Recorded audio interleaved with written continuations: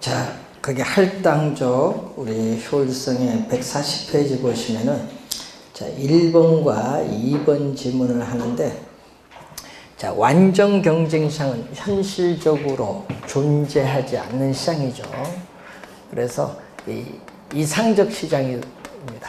자원이 시장에서 우리 효율적으로 배분이 이루어지는 시장이 완전 경쟁 시장이고 또 이 할당 효율적 시장도 뭐가 돼? 자원이 효율적으로 배분이 이루어지는데 포함 관계가 이래요. 그러면 우리 완전 경쟁 시장은 할당 효율적 시장 안에 포함이 되죠. 그래서 완전 경쟁 시장은 할당 효율적 시장이다 하면 맞는 지문인데 역은 성립 안 해요. 할당 효율적 시장은 완전 경쟁 시장이다 하면 틀려요. 왜냐 틀냐면 요 빗금친 부분이 있죠. 이 빗금친 부분은 완전 경쟁 시장에 포함되지 않기 때문에 할당 효율적 시장은 완전 경쟁 시장이다 하면 틀린 지문이에요. 그래서 뭐라고 나왔죠? 할당 효율적 시장은 완전 경쟁 시장을 의미하는 것은 아니다. 즉 불완전 경쟁 시장도 할당 효율적일 수 있다. 그 있다에 동그라미 쳐야 되는데 시험에는 이거 없다로 출제를 2번 했어요.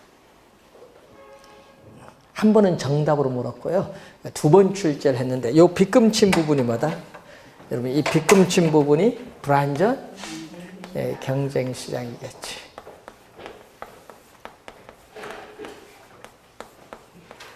자, 이제 여러분이 불완전 경쟁 시장인데 이 불완전 경쟁 시장 그 2번에 보면요. 자, 여러분 우수한 정보, 남보다 우수한 정보를 이용해서 투자를 했더니 초과 이윤을 1억 얻었어요. 초과 이윤을 1억 얻었는데 이 초과 이윤을 획득하는 데 드는 비용도 1억 들어갔어요. 그러면 전체적으로 초과 이윤을 얻었어요? 못 얻었죠. 이때 시장을 뭐라? 할당 효율적 시장이 된다. 이런 얘기죠. 그래서 이 불완전 경쟁 시장도 이 초과 이윤을 획득하는 데 드는 비용과 서로 같다, 일치한다면 할당 효율적일 수 있다. 이런 의미입니다.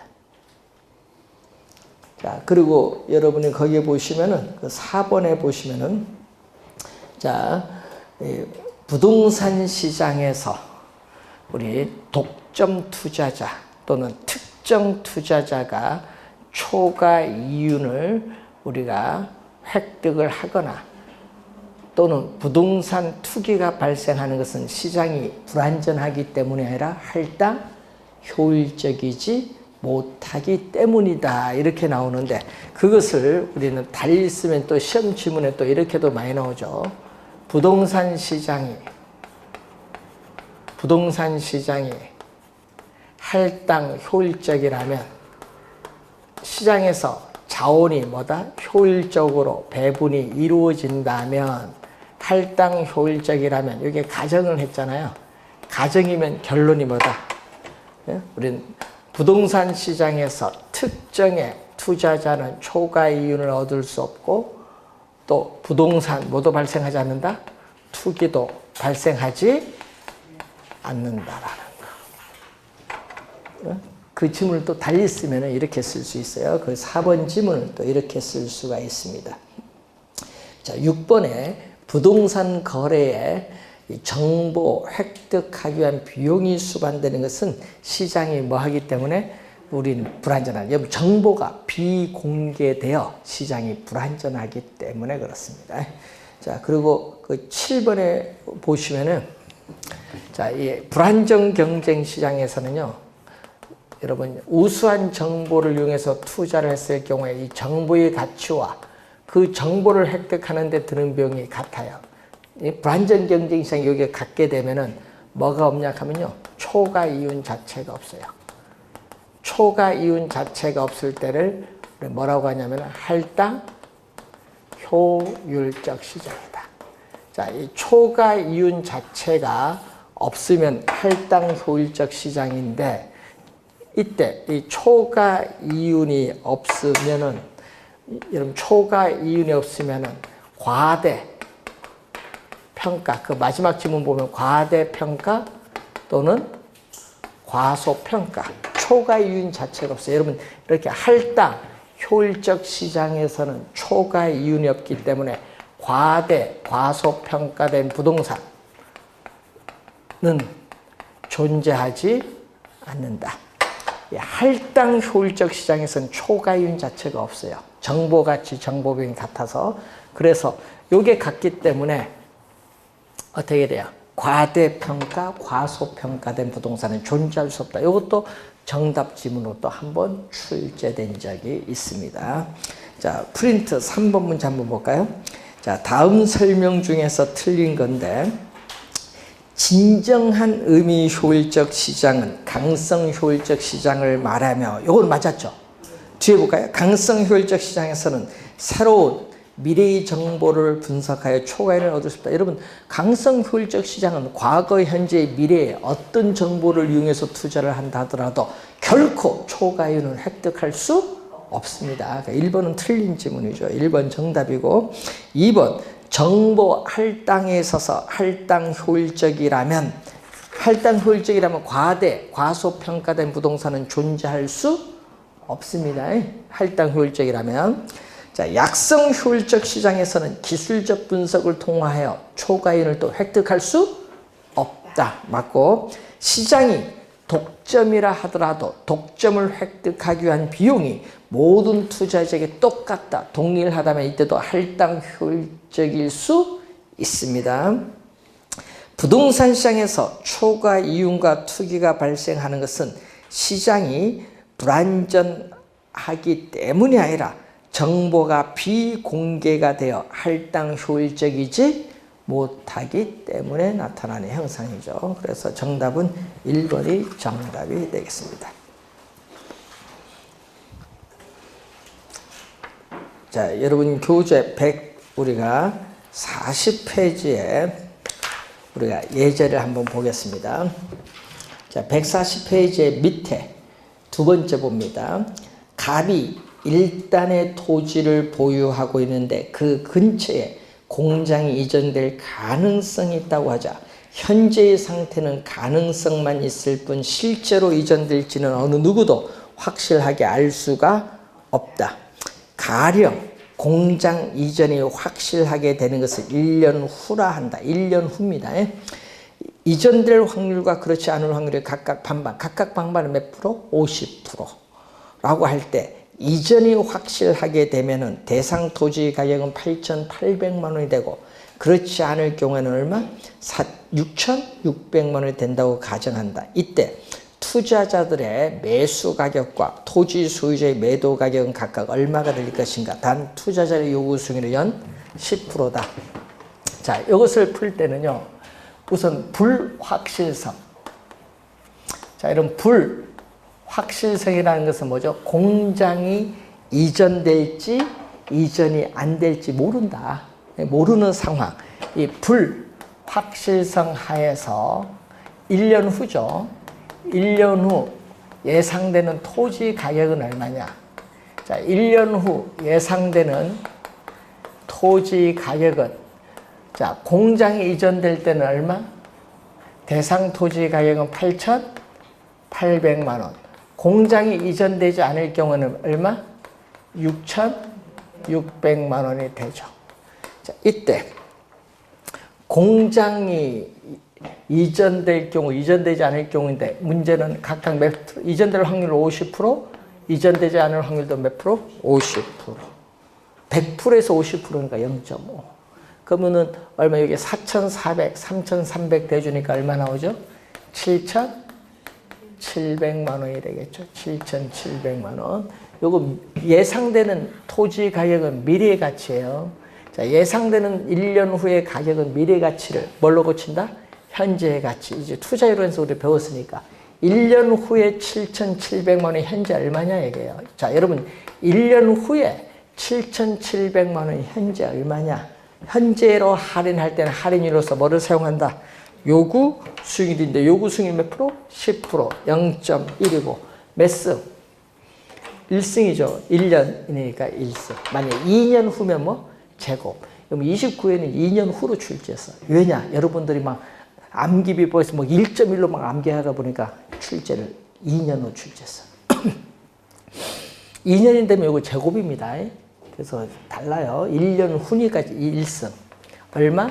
1.1로 나눠줬더니 얼마죠? 7천만 원이 돼. 자, 전자계산기요. 7,700만 원 누르고 나누기 누르고 1.1로 해주면 돼요. 자, 이거 뜯어봐야 합니다. 계산은. 자, 그러면 아까 뭐죠? 투자자들은 매수 가격 얼마? 7천만 원에 사고자 할 것이고 매도자는 얼마? 7천만 원에 팔고자 할 것이다. 이 말이에요. 그런데 이런 게 어떻게 돼?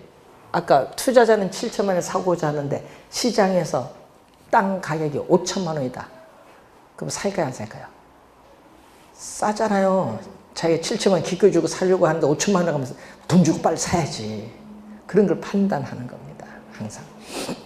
자, 만약 확실성 하에서는 어떻게 돼요? 확실성. 자, 1년 후에 공장이 들어선다는 정보를 100% 확실하게 입수했어요. 자, 확실성 하에서 또 1년 후 예상되는 토지 가격은 얼마냐? 자, 1년 후 예상되는 토지 가격은 자, 공장이 이전될 경우에 대상 토지 가격은 8,800원인데 이전될 확률 100%죠? 확실성 100%니까 1. 그럼 이전되지 않을 확률은 얼마? 6,600만 원 토지 가격인데 이전되지 않을 확률은 뭐? 0%.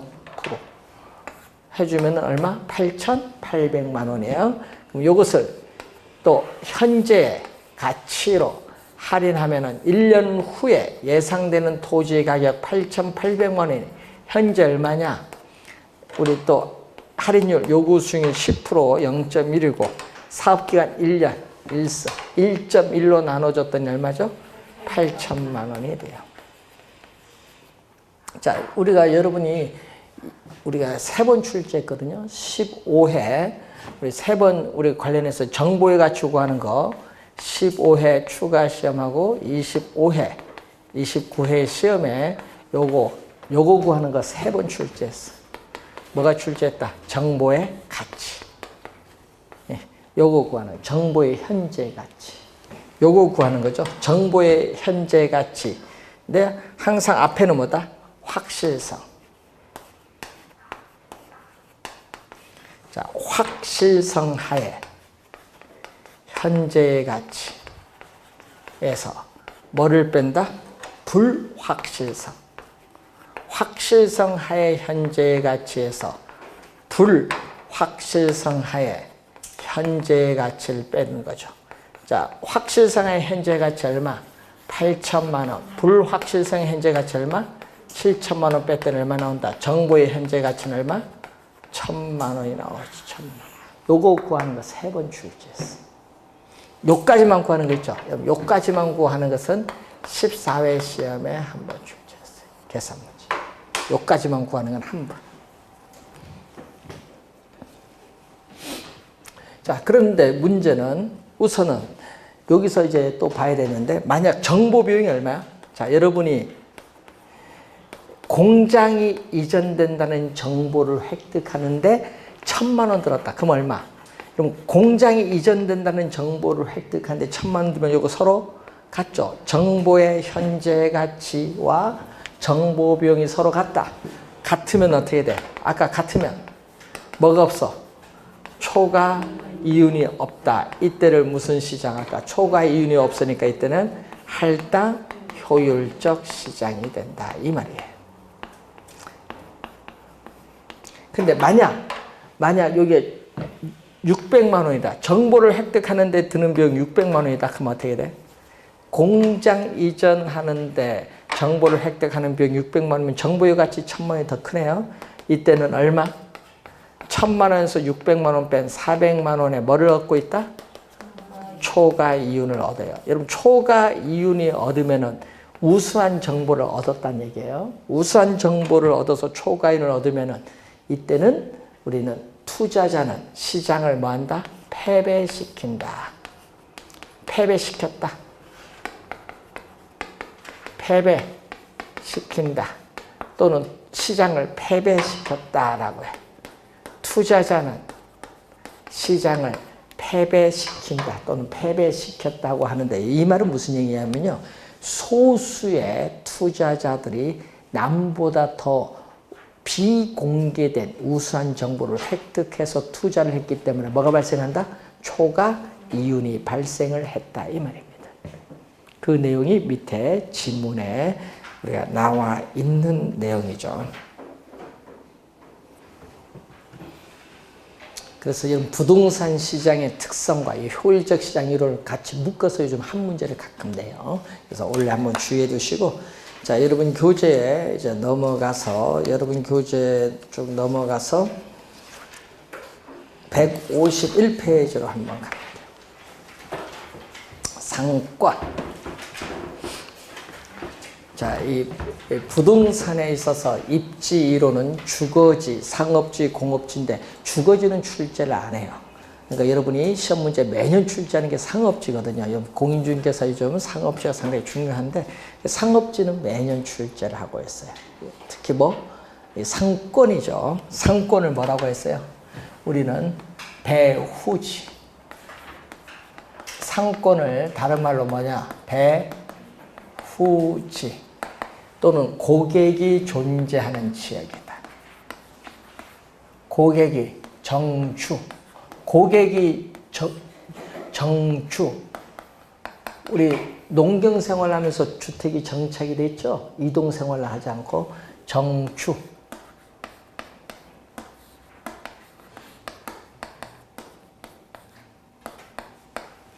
고객이 정주하는 장소 또는 고객이 존재하는 지역을 상권 배후지라고 해. 또는 점포에 매출이 발생하는 우리가 권역으로 정의되는 공간 개념이 바로 점포에 매출이 발생하는 권역으로 정의되는 공간 개념이 바로 뭐가 된다? 상권이라고 해. 상권. 자, 그래서 여러분 거기 오른쪽 박스에 보시면은 이해 거기 보면은 끝에 보시면 이렇게 나오죠. 지역의 면적이 넓고 주민들의 소득 수준이 높고 인구 밀도가 높을수록 어떻게 돼요? 상권은 좋다 나쁘다? 좋다 이 말입니다. 상권을 형성하는 지역의 면적이 넓을수록 인구 밀도가 높을수록 소득 수준이 높을수록 상권은 어떻게 돼? 좋다.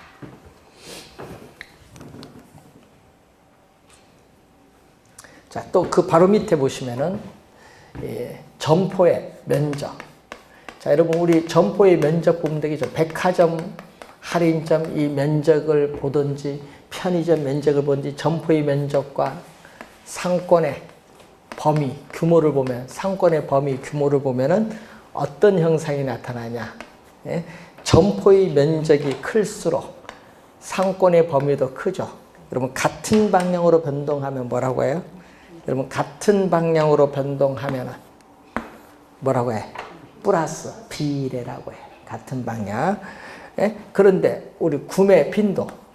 자, 여러분이 구매 빈도 매일매일 구매하는 거 있고 TV처럼 내구성 있는 상품은 몇 년 만에 한 번씩 교환을 하죠. 상권의 범위를 보면 구매 빈도가 반대로 높을수록 상권의 범위는 작아요. 예? 구매 빈도가 높은 상품, 담배, 예? 그런 거, 아이스크림, 커피 이런 것은 상권의 범위는 작아요. 어떻게 돼요? 화살표가 반대로 변동하면 뭐라고 한다? 반비례. 반비례. 같은 방향으로 변동하면 뭐다? 비례. 반대 방향으로 변동하면 반비례. 화살표 변동 방향 보시면 되겠죠. 자, 그래서 이 상권인데 밑에 보시면요. 이 상권을 획정하는 기법이 3가지가 나와요. 자, 우선은 공간 독점법, 시장 침투법, 분산시장 접근법 3가지가 나오는데 자, 공간 독점법은 여러분 말 그대로 일정한 지역의 공간을 독점하는 거예요. 대표적으로 여러분이 뭐가 있어요? 거리에 제한을 두는 업종, 면허가 필요한 업종이 여기에 해당하는데 그래서 지역 공간적으로 독점된 확정 상권의 형태로서 대표적인 게 프랜차이즈한 체인점. 프랜차이즈한 체인점. 이 체인점 보면 많이 생기기도 하고 많이 망하기도 하고 그렇죠. 요즘 보니까. 저도 이제 우리 본부장님하고 가끔 한번 가서 먹었던데 아오리 라면인가? 그거 어제 파상 신청했대요. 결국 뭐 경기 또 코로나에다가 버닝썬 사건에다가 뭐 하다 보니까 또 일본 불매 운동에 걸치고 뭐 하다 보니까 파산하대. 파산한 게 많죠. 이런 게 보면 망고 주스도 파산했잖아요.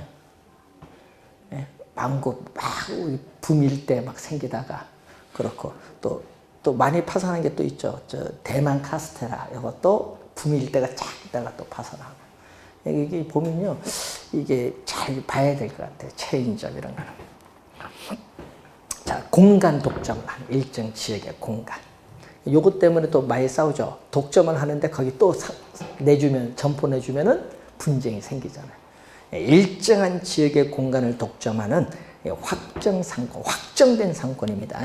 자, 근데 시장 침투법은요, 시장 들어간다는 것은 거기 경쟁이 치열하는 거예요. 그래서 대형 쇼핑센터나 뭐 대형 백화점, 할인점 등 여기에 해당하는데, 그래서 시장 침투한다는 것은 상권이 중첩이 돼 있어. 그러니까 경쟁이 치열한 겁니다. 상권이 중첩되었을 때 나타나는 거고, 그리고 세 번째 분산시장 접근법은 불영속 상권이야. 영속적이지 않습니다.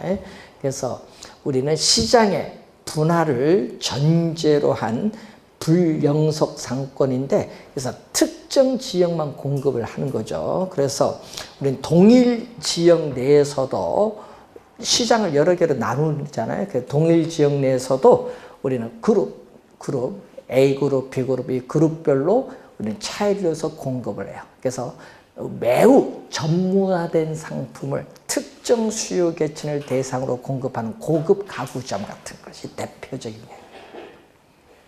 분산시장 접근법. 자, 세 가지 경우가 있습니다. 자, 여러분 153페이지로 가면은 상권을 분석하는 모형이 나오죠. 상권 분석하는 모형에 최초의 이론이 나오죠. 1929년에 나온 최초의 이론. 자, 또 상권 분석 모형이 이제 학자들의 견해가 나오죠. 이 학자들의 이제 견해가 나오는데, 이 견해는 매년 출제를 합니다. 올해도 출제하는 부분입니다. 자, 우선 상권 분석 모형에 29회 정답 물었던 게 레일이었죠. 또 30회 시험은 또 뭐 허프 출제를 했었죠. 허프. 그래서 항상 이게 시험에 나올 때 레일리는 최초 이론이다 보니까 상당히 중요하다. 자, 첫 번째가 누구? 레일리. 레일리는 뉴턴의 만류 인력의 법칙을 응용한 모형으로서 소매 인력의 법칙이라고 해요. 만류 인력의 법칙은 뭐죠?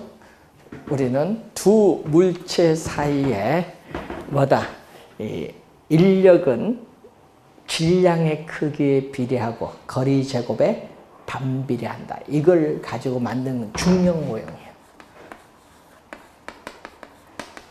그래서 중력 모형인데, 이 지문이 시험에 이것도 한 25회도 출제를 했고 29회도 출제했고 13회 시험에 22회 이것도 한 4, 5번은 나온 것 같아요. 엄청 많이 나옵니다.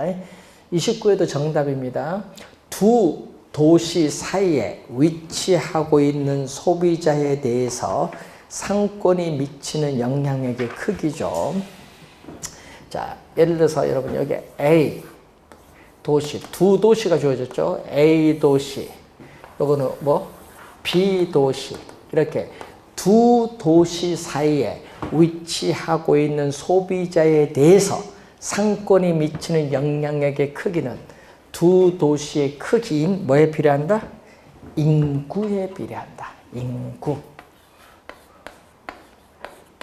인구에 비례하고, 상권의 경계는 어떻게 돼요? 우리 도시 크기가 작은 A 도시 가깝게 결정하죠. 이게 바로 뭐다? 분기점이다. 분기점. 분기점인데 이 분기점 상권의 경계인 이 분기점으로부터 뭐에? 거리 제곱에 반비례다. 그러면 항상 반비례는 거리 제곱입니다. 거리 제곱에 반비례한다. 여러분 29회 시험과 13회 시험 있죠? 요걸 바꿨어. 비례와 반비례를 바꿔서 출제했어요. 13회 시험과 29회 시험에서는. 그러니까 바꿔서 출제하게 돼요. 자, 그리고 우리가 21회 시험에, 25회 시험에는 우리가 나왔죠. 그래서 13회, 우리가 2회, 25회, 29회 시험에 이 지문이 출제를 했어요. 이 지문. 4번 출제를 했네요. 보니까. 그래서 시험 문제는 하여튼 많이 출제를 했는데 이렇게 4번 우선 출제를 했습니다. 그럼 이제 계산 문제가 나오죠. 계산 문제도 이제 시험 문제 나오는데, 자, 계산 문제를 한번 우리가 여러분 수식 유도하는 과정 거기 나와 있어요. 여러분 교재에 거기 153페이지에 밑에 수식은 나와 있거든요. 자, 수식 나와 있는데 이것을 우리는 한번 보겠습니다. 예제 문제로서 154페이지에 예제 문제로 갑니다. A와 B 도시 사이에 C 마을이 있다. 자, 레일리의 소매 인력의 법칙을 적용할 경우에 C 마을에서 A 도시와 B 도시로 구매 활동에 유인되는 인구수는 얼마냐? A 도시는 몇만 명? 10만 명.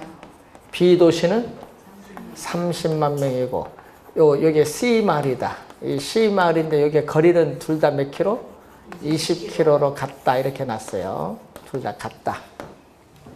자, 같다 이렇게 예제를 놓고 이런 걸 잘 봐야 돼요. 관련해. C마을 인구 몇만 명? 2만 명의 60%만 A 도시 또는 B 도시에서 구매한다.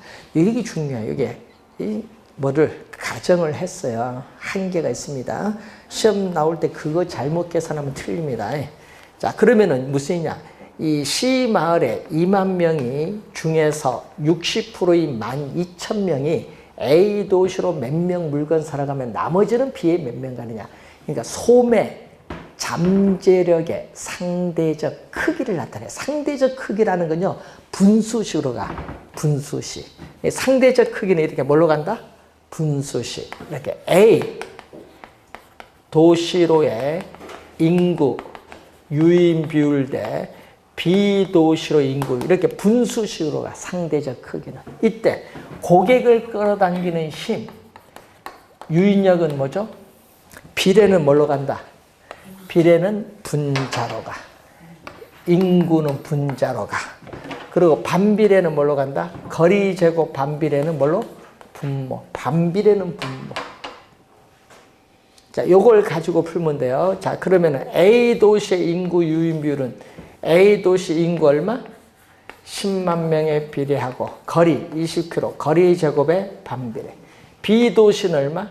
30만 명에 비례하고 거리의 제곱에 반비례. 항상 여러분 수식을 이렇게 쓸 줄 아셔야 됩니다. 항상 이렇게 쓰면은 이제 계산은 다 됐어. 이제 계산하는 그 탄력성 할 때 이제 배우셨잖아요. 계산하는 방법은. 탄력성 할 때 어떻게 배우죠? 요 2개 곱한 내항의 곱은 뭘로? 2개 곱한 거는 분모로. 요거는 분모로. 얼마? 20의 제곱은 400이에요. 20의 제곱은 400이고요. 30만 명이 분모로 와요. 근데 요거 곱한 거죠. 요거 곱한 외항은 뭘로 간다? 분자. 또 20의 제곱 얼마죠? 400 곱하기 10만 명은 분자. 그러니까 요 수식만 쓰면 이제 계산해 주면 돼요. 그럼 이제 요거 약분되죠. 약분되잖아요. 3분의 1. 자, 이 분수식을 뭘로 고치냐 하면 비례식으로 한번 고쳐볼까요? 비례식 A 대 B. A 대 B는 A에 해당하는 게 1이네. 1 대 3. 자, 그럼 결론은 이렇게 나오죠. A 도시로의 인구, 유인, 규모 몇 명 가고 나머지는 B도시로 몇 명 가느냐. 지금 얼마죠? 지금 2만 명의 몇 프로? 2만 명의 60%만 구매를 해요. 60%는 얼마죠? 12,000명입니다. 12,000명. 근데 자, 전체 얼마? 1 더하기 3. 전체 1 더하기 3. 4 중에서 A는 얼마 차지? A는 1을 차지하고 B는 얼마 차지? 3을 차지. 12,000명에 4분의 1 하니까 얼마죠? 3,000명은 A 도시로 물건을 구매하러 가고 나머지 9,000명은 뭘로 간다? B 도시로 간다. 이렇게 계산하는 문제를 출제를 또 했어요. 그래서 계산 문제가 또 시험 문제에 처음 우리가 나왔거든요. 그래서 계산 문제 처음 나왔을 때 15회 우리가 추가 시험에 또 출제를 했었죠. 계산 문제 처음 우리가 출제를 우선 했고 또 요거에서 17회 시험에 계산 문제 또 출제를 했어요. 17회 시험. 그 다음에 거기 우리가 4회, 우리가 5회 시험에 또 출제를 했어요. 계산 문제도 한 5번 나온 것 같아요. 그래서 시험 문제에 최근에 많이 출제를 하고 있는 부분. 계산 문제 한 5번 나왔어요. 24회, 우리가 25회, 26회, 27회. 다 5번, 6번 냈네요. 와, 계산 문제도 많이 내요. 그러니까 여러분 요 두 개를 많이 내거든요. 요 보면 중형 요 말하고 요 계산 문제. 최근에 3년은 안 냈어요. 28회는 허프를 출제를 했었죠. 29회, 30회는 이론으로 출제했어요. 그래서 우리가 최근 3년은 출제하지 않았어요. 계산 문제. 그럼 올해 낼 수도 있어요. 하여튼 레일리 잘 봐두셔야 됩니다. 최초니까. 자, 1939년에 나오죠. 또 시간이 꽤 되면 요거 1929년이거든요. 요 1929년에 나온 것을 뭐 한다? 수정을 해요. 레일리 소매 인력의 법칙을 뭐 했어요? 수정을 해서 나타난 게 바로 누구의 모형? 컨버스.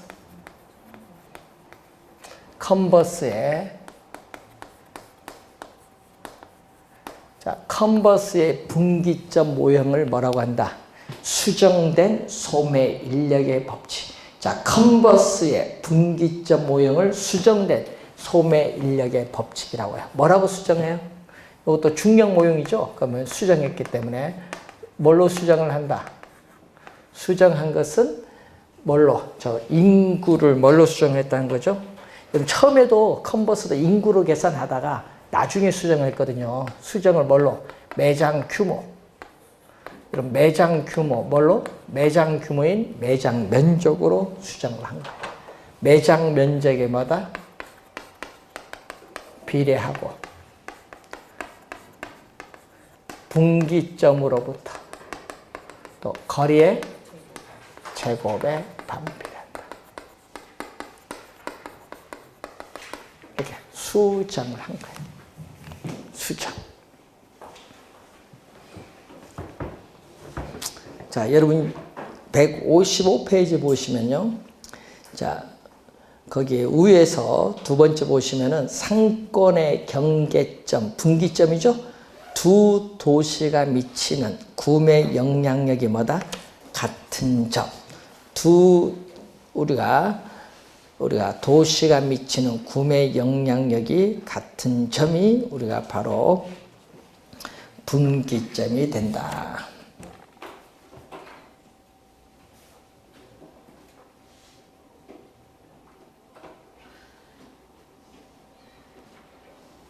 자, 그러면 예제 문제 한번 볼까요?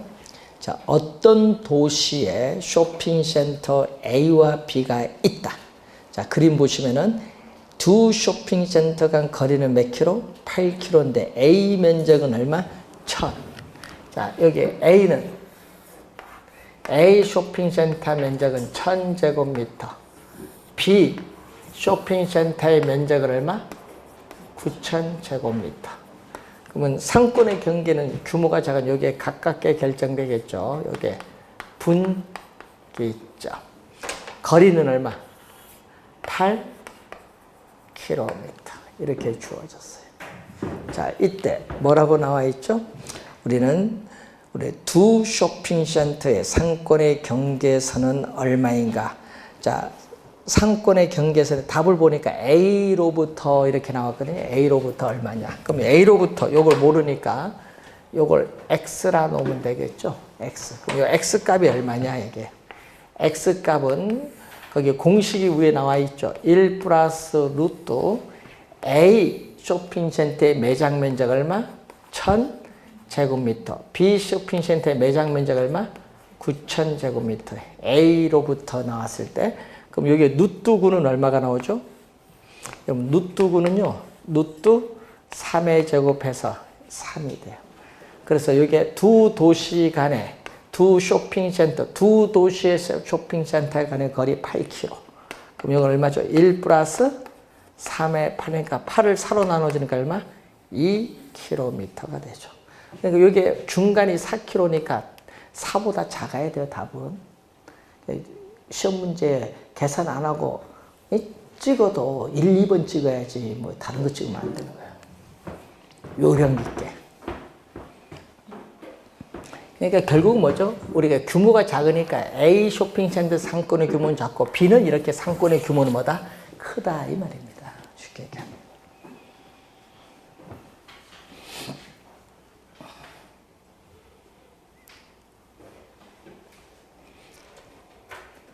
그러니까 요걸 우리 아까 했지만 A 쇼핑센터의 구매 영향력 하면 얼마? 그러면 A 쇼핑센터의 구매 영향력은 어떻게 돼요? 매장 면적에 비례하고 거리가 얼마? X, 거리 제곱에 합니다. 요건 A 쇼핑센터의 구매 영향력. 그럼 B 쇼핑센터는 얼마? 9000에 비례하고 거리는 요거 얼마죠? 거리 8-X. 거리 8-X, 이 거리의 제곱의 반비. 요 두 개가 서로 뭐 할 때 같다. 두 쇼핑센터의 구매 영향력이 서로 같다. 요거 2차 방정식 풀면 돼요. X는 거리니까 양수. 풀면 돼요. 양수값 하나, 음수값 하나 나오는데 하여튼 양수값. 2차 방정식 중3 때 배우는데 다 잊어버렸습니다. 그러니까 공식을 잘 남겨두시면 결론. 그러니까 여러분 말로도 나오거든요. 두 쇼핑센터에 뭐가 같은 점? 구매 영향력이 같은 점.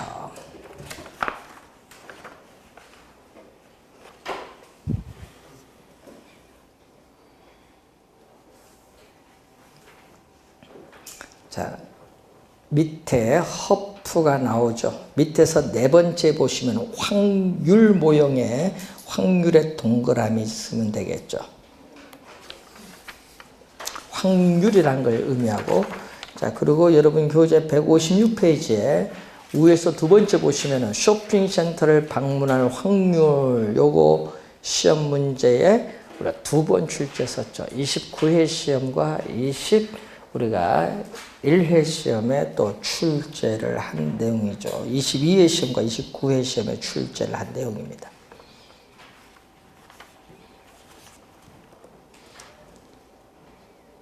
그럼 무슨 얘기예요? 확률 모형.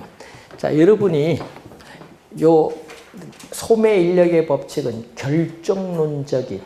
이미 결정됐다. 중력모형. 결정론적으로 접근한 것에 대해서 우리는 허프는 뭘로 간다? 확률이죠. 자, 여러분 소비자 거주하는 지역에서 특정 쇼핑센터를 방문해서 경험적으로 물건을 살 확률이 얼마냐?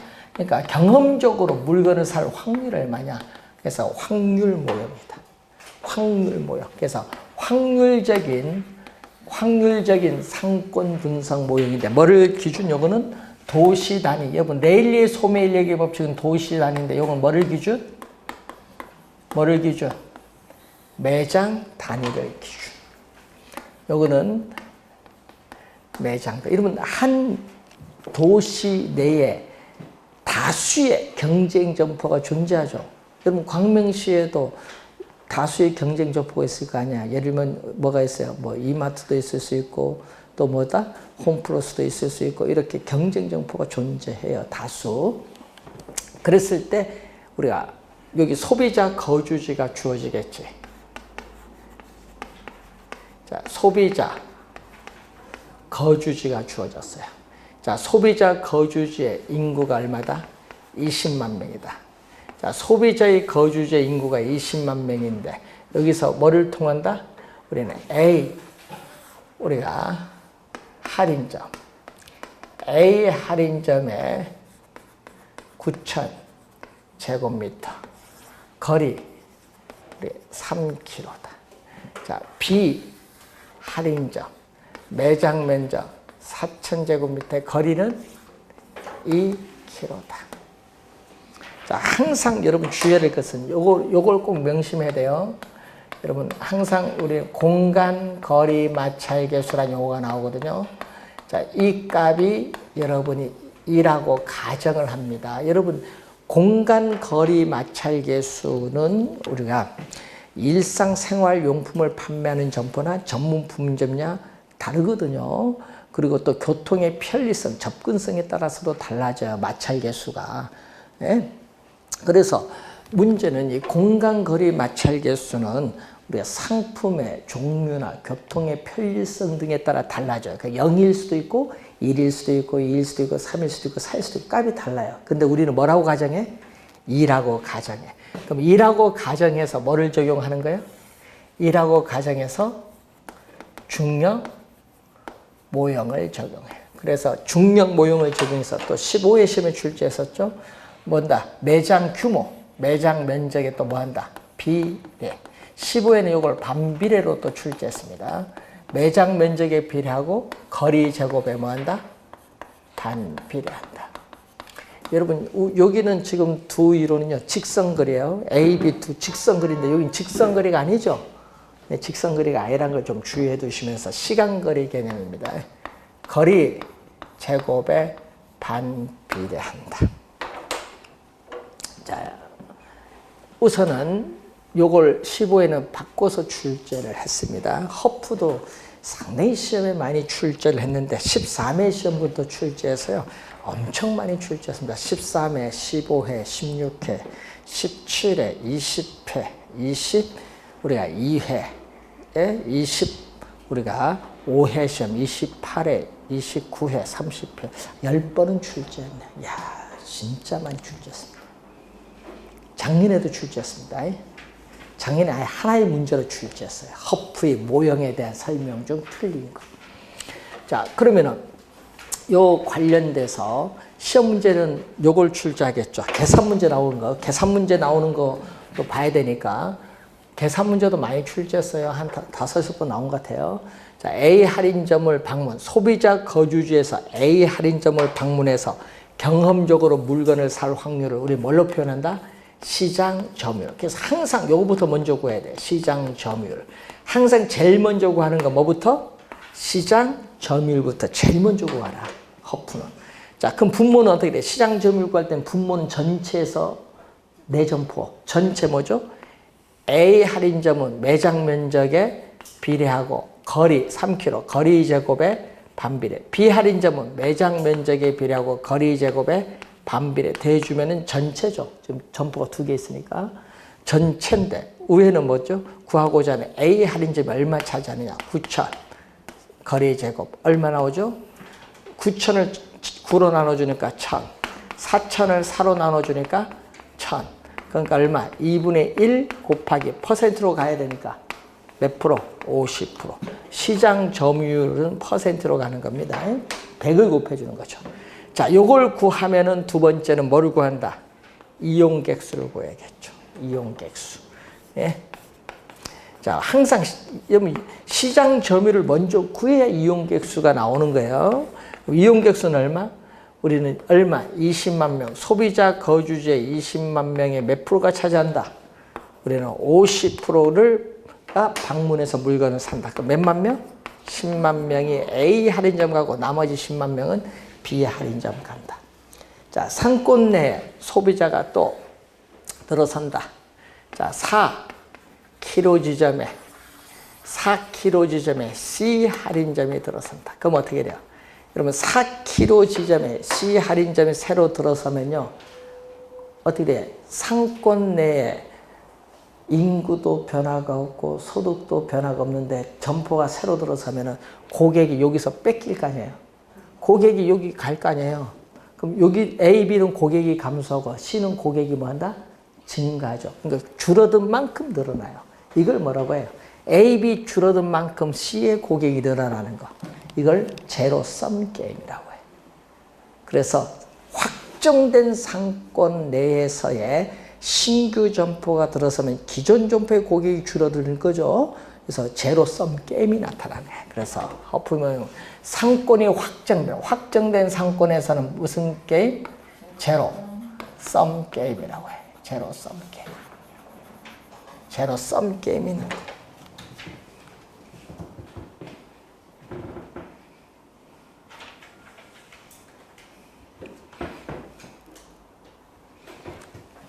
들어오는 거 좋아해요? 싫어해요? 들어오면 고객 뺏기니까 싫어하지. 점유율도 낮아지고.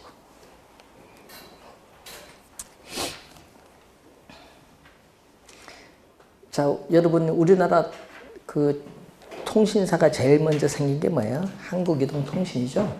SK로 이제 넘어가서 SK텔레콤이 됐는데, 여러분, LG나, 거기 안 들어왔을 때, KT는 안 들어왔을 때는 100% 아니에요, 시장 점유율. 근데 들어오니까 뺏기잖아요. 어떻게 돼? KT, LG에서 다양화 시키니까 시장 점유율 뭐 100%에서 반, 50%딱 떨어지는 거지. KT, LG가 합쳐서 50% 이렇게 갖는 거잖아요. 하여튼 들어오면은 고객을 뺏기게 돼 있어. 뺏기면은 무슨 게임이었어? 서로 확정된 상권에서는 제로 썸 게임이 나타나. 그래서 여러분이 그 제로섬 게임이라는 용어 하나 기억을 좀 해두시면 되겠고, 또 여러분이 그 교재에 보시면은 156페이지 왼쪽 박스에 보시면요.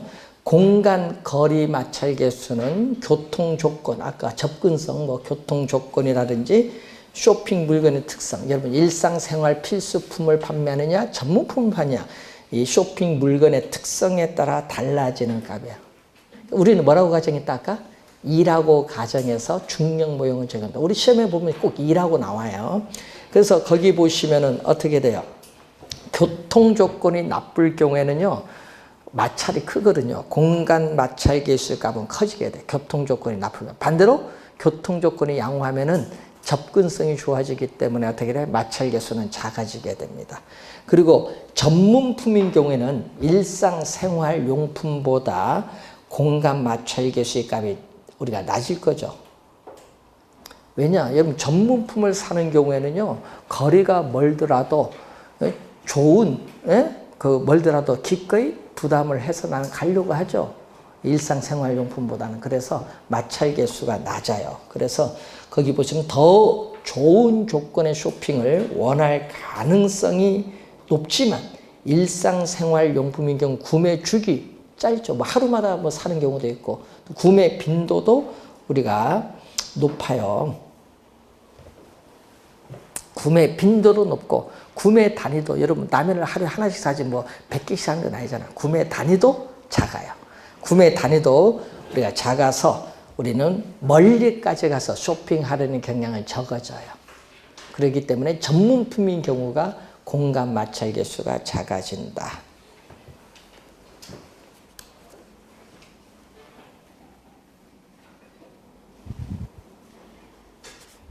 자, 그래서 여러분이 한번 확인을 한번 해보시는데, 그 내용에서 여러분이 우리 조주영 교수 교재에 나온 내용인데, 이 내용을 우리가 작년에 출제를 했습니다. 작년 시험에. 자, 157페이지에 넬슨, 또 작년에 출제했었죠. 넬슨은 처음으로 작년에 나왔어요. 또 넬슨의 소매 입지 이론이 나오죠. 자, 넬슨은요, 점포를 경영하는 주체가 어느 장소, 지점에 점포를 입지를 시켜야 그 점포로부터 최대의 매출고를 올릴 수 있느냐, 점포 입증하는 원칙 뭐를 8가지를 제시한다. 그 내용을요. 누구 이론이냐? 그걸 출제한 거예요. 예? 그 8가지 원칙 다 암기한 게 아니라 그 중에서 넬슨은 양립성을 강조합니다. 양립성이라는 것은 서로 보완관계에 있는 상품을 어떻게 돼요? 우리 서로 보완관계에 있는 상품을 어떻게 돼요? 우리는 서로 주고받는 형상에 가까운 지역에 입지를 해서 보완관계에 있는 상품을 판매하는 점포들 간에 고객을 서로 주고받아요. 여기 병원 옆에 뭐가 있죠? 약국. 여기 영화관 옆에 뭐가 있어요? 네? 그거 많이 팔잖아요. 그 뭐 핫도그도 팔고 뭐도 요 팝콘도 팔고 음료수도 팔고 그거 있잖아요. 같이 있어야 돼요. 이게 보완관계 상품.